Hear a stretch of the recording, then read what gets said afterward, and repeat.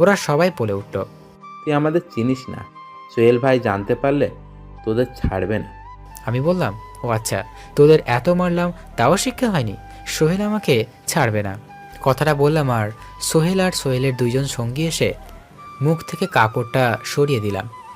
আর সোহেলদেরকে ওই ছেলেগুলো বলল, ভাই আপনার এই অবস্থা কেন? শালারা কি আকাম করছোস জানি না, কিন্তু আমার নাম বললি কেন?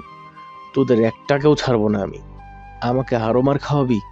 উনি আমাদের ভাই, আর ওর সামনে আমার নাম শুনে ভয় দেখাস? আমরা তো জানি না। আচ্ছা শুভ ভাই, ওদের মারলেন কেন? ওরা মেয়েদেরকে বাজে বাজে কথা বলে, তাদের রাস্তাঘাটে উত্ত্যক্ত করে, আর ওইগুলো আমার পছন্দ না, আর এটা ঠিক না। তারপরেও এরা ওই রকম করেছে। এটা বলে আর একটা বাড়ি মারলাম ওদের সবাইকে। রিফাত সবাইকে খবর দিয়ে দিছে যে শুভ ভাই আসবে, তাই সবাই দেখা করার জন্য চলে আসছে।